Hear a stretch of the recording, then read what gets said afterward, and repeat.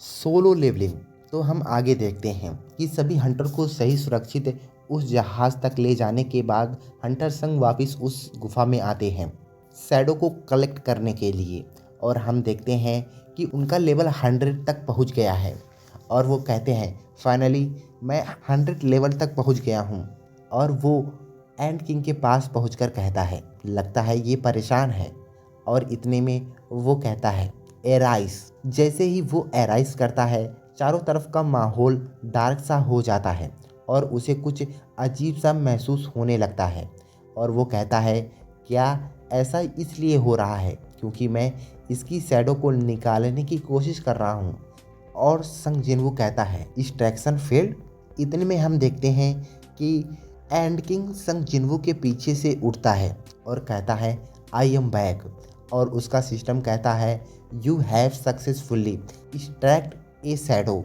और इतने में संग जिनवू कहता है कि मुझे एक सेकंड के लिए ऐसा लगा कि मैं इसकी शैडो को नहीं निकाल पाया। आगे हम देखते हैं कि एंड किंग का एक अलग ही ऑरा सामने की तरफ दिखाई दे रहा है और उसके सामने झुकता है। और इतने में संग जिनवू कहता है कि इस रैंक को मैंने पहले कभी नहीं देखा था। हालांकि मेरे पास ऐसे ही 2 अलग रैंक है, लेकिन ये कुछ दूसरा है। इसका मतलब यह होगा कि ये उन सभी शैडो सोल्जर की तुलना में बहुत ज़्यादा स्ट्रॉन्ग होगा जिन्हें मैंने अब तक निकाला है। आगे हम देखते हैं कि संग जिनवू कहता है कि मैं सरप्राइज नहीं हूँ यह देखते हुए कि यह कितना ज़्यादा स्ट्रॉन्ग है। जब वो जीवित था कि अब रानी की बारी है, वो उसकी तरफ बढ़ने की कोशिश करता है। पीछे से एंड किंग कहता है my king please give me a name. उसे ऐसा कहते हुए देख संग जिनवू हैरान हो जाता है और वो कहता है वफादारी, मेरे दूसरे सोल्जर्स जैसे मेरे प्रति वफादार हैं वैसे भी ये भी मेरे प्रति वफादार होगा। और संग जिनवू कहता है कैसे, तुम कैसे बोल पा रहे हो, मैं हमेशा से बोल सकता हूँ। इसका क्या मतलब है? तो वह मुझसे बात कर सकता है क्योंकि यह पहले से ही बोलने में सक्षम था, इससे पहले कि मैंने इसे निकाला। आयरन एक आदमी हुआ करता था, फिर भी वह छाया बनने के बाद बात करने में सक्षम नहीं है अभी। वहीं पर मिन बंगू और टस्क के लिए भी यही नियम लागू होता है, वो भी बात करने के लिए योग्य नहीं है अभी।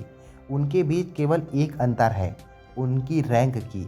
हो सकता है कि दूसरे लोग हाई रैंक बनने के बाद बोलने की एबिलिटी हासिल कर लेते हैं। और संग जिनवू एंड किंग से कहता है मैं वही हूँ जिसने तुम्हें मारा है, क्या तुम अभी भी मेरा कमांड फॉलो करोगे?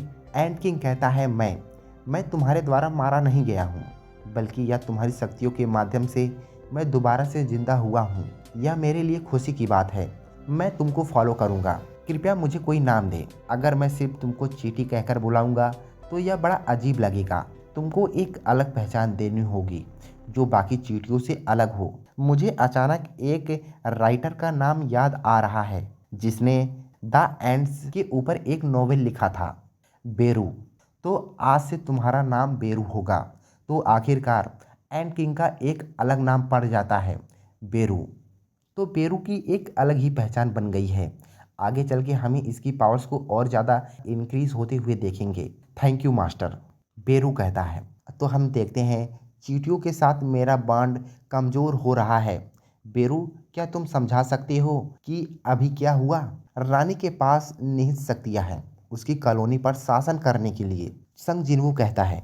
तो क्या तुम कह रहे हो कि जब तक रानी जिंदा है तब तक उसे चींटियों को आज्ञा देने का अधिकार है? बेरू कहता है एकदम सही। रानी के माना का स्तर उसकी रैंक का विचार करते हुए बहुत कम है। उसका माना क्यों कम है? रानी का माना ज़्यादातर रिप्रोडक्शन के लिए इस्तेमाल किया गया था, इसीलिए इसका कारण वह अब कम है क्योंकि अब उसके पास शरीर नहीं है, इसलिए रानी लड़ाई के लिए सक्षम नहीं है। यह सही है। आगे संग जिनवू को सोचता है और कहता है इसे कमांड की ज़रूरत नहीं है। और हम देखते हैं कि संग जिनवू एक्सट्रेशन को टर्मिनेट करके वहाँ से चल पड़ता है और उसके सोल्जर्स जो कि माना क्रिस्टल को इकट्ठा कर रहे होते हैं उनसे कहता है तुम लोगों को पत्थर इकट्ठा करने की कोई ज़रूरत नहीं है।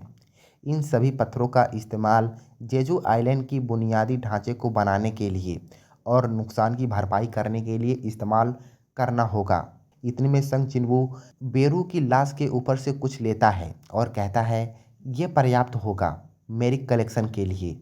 और अब संग जिनवू कहता है कि मेरे पास बहुत कम सोल्जर बचे हुए हैं और इतने कम सोल्जर से इन चींटियों से कैसे निपटा जा सकता है। इतने में बेरू कहता है, हम सब महसूस कर सकते हैं हमारे दुश्मनों के लिए यह काफ़ी डिफ़िकल्ट समय है, क्योंकि उनके पास कोई लीडर नहीं है। वे अपने टीम को बनाए रखने में असमर्थ हैं और भटक रहे हैं।